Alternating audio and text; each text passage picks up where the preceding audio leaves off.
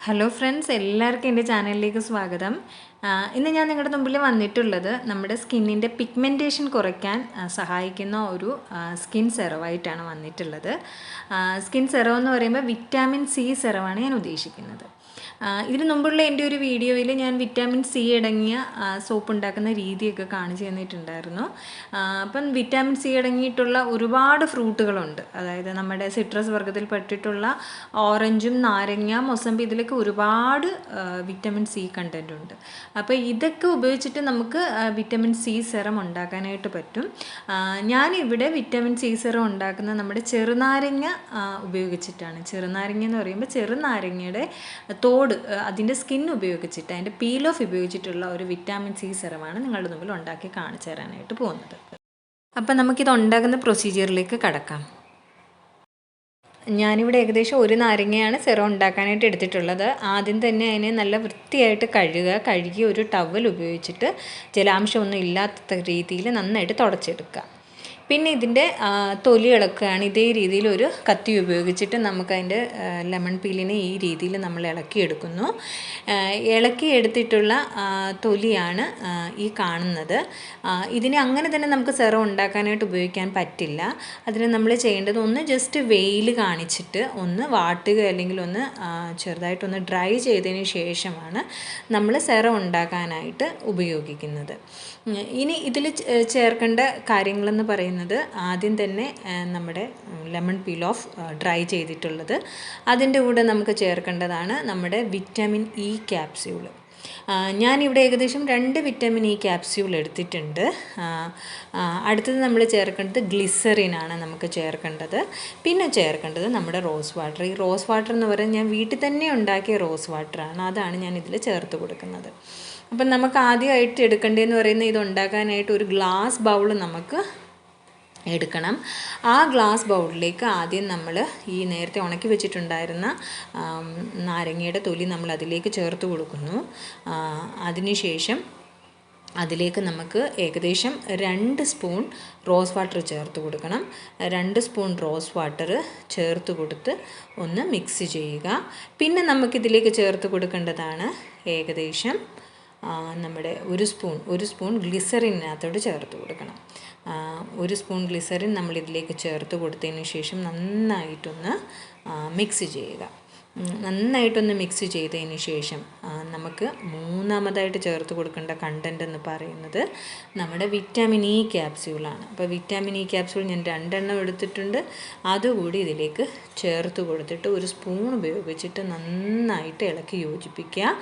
അതിനുശേഷം ഏകദേശം 4 മുതൽ 5 മണിക്കൂർ വരെ ഇതിനെ ഒരു സ്ഥലത്ത് നമ്മൾ വെക്കുക. ഇതെല്ലാം ഒന്ന് മിക്സ് ആവാനായിട്ട് ഒരു സ്ഥലത്തേക്ക് നമ്മൾ വെക്കുന്നു. നോക്ക് 4-5 മണിക്കൂർ കഴിഞ്ഞു.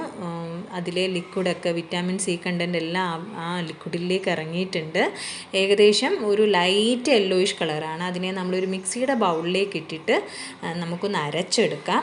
അരച്ചെടുത്ത് കണ്ടൻ്റാണ് ഈ കാണുന്നത്. അതിനെ നമ്മൾ പിന്നെ ഒരു സീവിലൂടെ നമ്മൾ അരിച്ചെടുത്തതിന് ശേഷം നമ്മൾ സോളിഡ് പാർട്സിനെ എല്ലാം മാറ്റിയിട്ട് താഴെ കാണുന്ന ആ ഒരു ലിക്വിഡിനെയാണ് നമ്മൾ വിറ്റാമിൻ സി സെറം ഉണ്ടാക്കാനായിട്ട് ഉപയോഗിക്കുന്നത്. അപ്പോൾ ഇതാണ് നമുക്ക് കിട്ടിയിരിക്കുന്ന ഒരു ലൈറ്റ് യെല്ലോയിഷ് കളറിലാണ് കിട്ടിയിരിക്കുന്നത്. അപ്പോൾ ഇനി ഇതിലേക്ക് നമുക്ക് ചേർത്ത് കൊടുക്കേണ്ടതാണ് അലോവേറ ജെല്ലാണ് ചേർത്ത് കൊടുക്കേണ്ടത്. ഇത് ഞാൻ വീട്ടിൽ തന്നെ ഉണ്ടാക്കിയ അലോവേറ ജെല്ലാണ്. ഏകദേശം 1 സ്പൂൺ അലോവേറ ജെല്ല് ചേർത്ത് കൊടുത്തു. അതിനുശേഷം നന്നായിട്ട് മിക്സ് ചെയ്യുക. മിക്സ് ചെയ്ത് നന്നായിട്ട് യോജിപ്പിക്കുക. നമ്മുടെ വിറ്റാമിൻ സി സെറം റെഡി ആയിട്ടുണ്ട്. ഇനി നമുക്കിതിനെ ഒരു കുപ്പിയിലേക്ക് ട്രാൻസ്ഫർ ചെയ്യാം. ഞാനിവിടെ അതിനായിട്ട് ഒരു ട്രാൻസ്പെറൻറ്റ് കുപ്പിയാണ് എടുത്തിട്ടുള്ളത്. ഇതിലെടുത്തതിന് ശേഷം ഞാൻ ഫ്രിഡ്ജിൽ വെച്ച് സൂക്ഷിച്ചാണ് ഇത് ഉപയോഗിക്കാറുള്ളത്. ഏകദേശം ഒരാഴ്ചത്തേക്കുള്ള വിറ്റാമിൻ സി സെറമാണ് ഞാനിവിടെ ഉണ്ടാക്കിയിട്ടുള്ളത്. നിങ്ങളും ഇതേ രീതിയിൽ ഫ്രിഡ്ജിലാണ് സൂക്ഷിക്കുന്നതെങ്കിൽ ഇതേ രീതിയിൽ തന്നെ നിങ്ങൾക്ക് സ്റ്റോർ ചെയ്ത് ഉപയോഗിക്കാവുന്നതാണ്. ഫ്രിഡ്ജിലല്ല വെളിയിലാണ് വെക്കുന്നതെന്നുണ്ടെങ്കിൽ ഈ ചിത്രത്തിൽ കാണുന്ന പോലെയുള്ള ഒരു ആംബർ കളേർഡ് കുപ്പിയിലെടുത്ത് സൂര്യപ്രകാശം സൂര്യപ്രകാശം ഏൽക്കാത്ത ഒരു സ്ഥലത്ത് സൂക്ഷിക്കുന്നതായിരിക്കും നല്ലത്. കാര്യം സൂര്യപ്രകാശം ഏറ്റ് കഴിഞ്ഞാൽ നമ്മുടെ വിറ്റാമിൻ സി സെറം എന്ന് പറയുന്നത് അതിൻ്റെ ഗുണം പെട്ടെന്ന് തന്നെ നഷ്ടമാകും. അതുകൊണ്ട് ഈ രീതിയിൽ ഒരു കുപ്പിയിലെടുത്ത് സൂക്ഷിക്കാം. ഇനി നമുക്ക് വിറ്റാമിൻ സി സെറം ഒന്ന് അപ്ലൈ ചെയ്തുകൂടെ നോക്കാം. ഞാനിവിടെ കയ്യിലാണ് വിറ്റാമിൻ സി സെറം അപ്ലൈ ചെയ്തിട്ടുള്ളത്. ഇത് ശരിക്കും പിഗ്മെൻറ്റേഷന് വേണ്ടിയിട്ടാണ് നമ്മൾ യൂസ് ചെയ്യേണ്ടത്. ഇപ്പോൾ ഇതിൽ കെമിക്കൽസ് ഒന്നും അടങ്ങിയിട്ടില്ല, നാച്ചുറലായിട്ടുള്ള സാധനങ്ങളാണ്. അപ്പോൾ ഇത് അപ്ലൈ ചെയ്താൽ ഇൻസ്റ്റൻ്റായിട്ട് പിഗ്മെൻറ്റേഷന് മാറ്റം വരും എന്നൊന്നും നമുക്ക് പറയാൻ പറ്റില്ല. നമുക്ക് എന്തായാലും ഒരു ഗ്ലോ വരും അത് അപ്ലൈ ചെയ്യുന്ന സമയത്ത്. പക്ഷേ ഇൻസ്റ്റൻ്റായിട്ട് ഒരിക്കലും പിഗ്മെൻറ്റേഷനിന് മാറ്റമൊന്നും വരാറില്ല. അതിന് വേണ്ടിയിട്ട് അങ്ങനെ വരണം എന്നുണ്ടെങ്കിൽ അറ്റ്ലീസ്റ്റ് 1.5 മാസമെങ്കിലും നമ്മളിത് കണ്ടിന്യൂസ് ആയിട്ട് യൂസ് ചെയ്യണം.